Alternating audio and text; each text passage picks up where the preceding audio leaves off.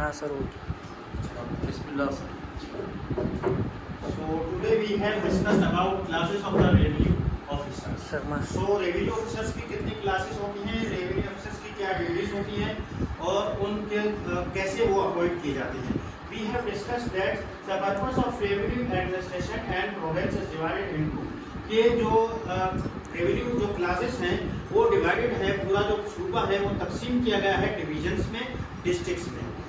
कि सूबा जो है रेवेन्यू का पर्पस का जो है एडमिनिस्ट्रेट करने के लिए प्रोविंस जो है डिवाइड किया गया है डिविजन्स में एंड डिस्ट्रिक्ट्स में एंड एजेंसीज में. कि एडमिनिस्ट्रेशन करने के लिए सूबे को चलाने के लिए रेवेन्यू के हवाले से सूबे के जो है तकसीम किए गए हैं डिविजन्स में, डिस्ट्रिक्ट्स में, एजेंसीज में. इसलिए ताकि सूबे को चला सके उसके ऑफिसर्स रेवेन्यू उनसे कलेक्ट कर सके. उसके बाद है हमने देखा कि अपॉइंटमेंट, इसमें हम देखेंगे कि appointment, duties and functions of the all classes of the revenue officers. के रेवेन्यू ऑफिसर्स की क्या फंक्शन है, क्या ड्यूटीज हैं, क्या पावर्स हैं, we will look. So what are the classes of the revenue officers. सबसे बड़ा जो हायर अथॉरिटी होती है हमारे पास बोर्ड ऑफ रेवेन्यू है, उसके बाद कमिश्नर है, उसके बाद कलेक्टर है, असिस्टेंट कलेक्टर है. असिस्टेंट कलेक्टर जो है A grade and second grade है. ये सब हमारे पास क्या है, काइंड्स हैं रेवेन्यू ऑफिसर्स के. काइंड्स हैं या क्लासेस भी हम इसको कह सकते हैं और काइंड्स भी कह सकते हैं. सबसे पहले हमारे पास जो काइंड है बोर्ड ऑफ रेवेन्यू है. Board of revenue is the highest authority in the province. Province में सबसे बड़ी अथॉरिटी रेवेन्यू के लिहाज से जो होती है बोर्ड ऑफ रेवेन्यू होती है. Board of revenue is the highest revenue authority in the province. अगर हम अपॉइंटमेंट की बात करें कि बोर्ड ऑफ रेवेन्यू में अपॉइंटमेंट कैसे होती है, कौन कौन बोर्ड ऑफ रेवेन्यू में शामिल हो सकता है as revenue officer. So is appointed by the provincial government by notification. Board of revenue में अपॉइंटमेंट जो है प्रोविंशियल सूबा की हुकूमत करती है, नोटिफिकेशन के जरिए करती है. Power of board of revenue. Board of revenue की पावर्स क्या है कि बोर्ड ऑफ रेवेन्यू जो है क्या है, एक फाइनल अपीलेंट अथॉरिटी है कि सबसे बड़ी सूबे में फाइनल अपीलेंट अथॉरिटी है. मिसाल के तौर पर कमिश्नर किसी फैसले का फैसला देता है किसी केस के रेवेन्यू के लिहाज से, तो आप लोग अपील में जाएंगे कहाँ पर, बोर्ड ऑफ रेवेन्यू में. तो इस क्लास में बोर्ड ऑफ रेवेन्यू जो है फाइनल अपीलेंट अथॉरिटी होती है, आखिरी अपील. इसके बाद कहीं पर नहीं, सिर्फ किसी के पास लगेगी, कोर्ट में जाना अलग बात है. ठीक है. Final appellate authority revenue classes में, इन क्लासेस में ऑफिसर्स क्लासेस में क्या कौन सी है, ये है बोर्ड ऑफ रेवेन्यू है. ऑल रेवेन्यू ऑफिसर्स ये हेड होता है. बोर्ड ऑफ रेवेन्यू का हेड कौन होता है, बोर्ड ऑफ रेवेन्यू कैसे चलता है. बोर्ड ऑफ रेवेन्यू एक बोर्ड होता है जिसके मेंबर्स होते हैं और उसका एक हेड होता है. बोर्ड ऑफ रेवेन्यू का मेंबर हेड होता है SMBR. नाम सुना होगा, senior member board of revenue. SMBR होता है और he is the head of the board. ये SMBR जो है बोर्ड को लीड करता है, हेड होता है, बोर्ड पूरे को चलाता है. He is the head of the board. Qualification क्या है, क्वालिफिकेशन है कि he must B A bureaucrat. कि SMBR बनने के लिए क्या होना चाहिए, ब्यूरोक्रेट होना चाहिए और आपका जो बेसिक पे स्किल है 21 से 20 होना चाहिए.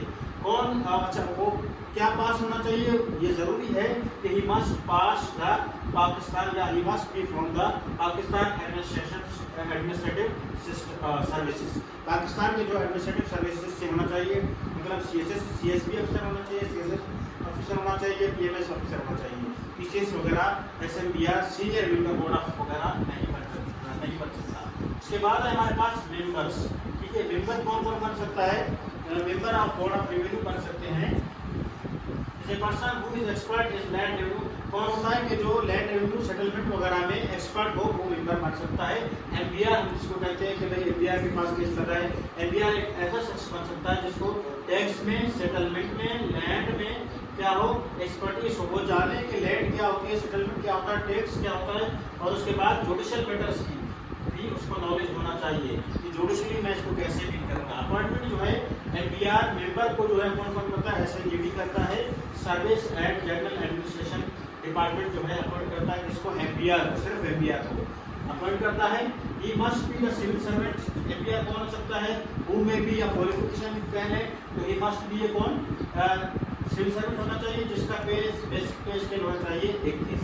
Essentials. What are the essentials of the MBR member of the board of revenue. क्या है, एक्सपीरियंस इन रेवेन्यू मैटर, उसको एक्सपीरियंस होना चाहिए रेवेन्यू मैटर्स में, एंड नो टेन्योर, इसका कोई टेन्योर नहीं है कि एक मतलब अपॉइंट होता है 3 साल के लिए, 2 साल के लिए, 1 साल के लिए, मगर एम्पियर जो है कभी भी उसको अपॉइंट कर सकते हैं, कभी भी उसको निकाल सकते हैं, 6 महीने के बाद, 2 महीने के बाद, 5 महीने के बाद, इसका कोई फिक्स कानून में टेन्योर नहीं है, गवर्नमेंट अपॉइंट करती है, कभी भी दूसरे को अपॉइंट कर सकती है, it is the power of the government. उसके बाद है commissioner, commissioner is the head, commissioner जो है लैंड रेवेन्यू, कमिश्नर हम बात कर रहे हैं लैंड रेवेन्यू वाले कमिश्नर की, commissioner is the head of the division, वो पूरे डिवीजन का क्या होता है, हेड होता है, उसकी पावर्स अपॉइंटमेंट कौन करता है, गवर्नमेंट करती है, बाय नोटिफिकेशन करती है, पावर ऑफ कमिश्नर है, कमिश्नर जो है इंस्पेक्शन कर सकता है जमीन को, लैंड रेवेन्यू का, रेवेन्यू को क्या कर सकता है, इंस्पेक्शन करता है, रिकॉर्ड वगैरह की रेवेन्यू जो जनरेट होती है उसकी इंस्पेक्शन कर सकता है, डाटा वगैरह ले सकता है, एंड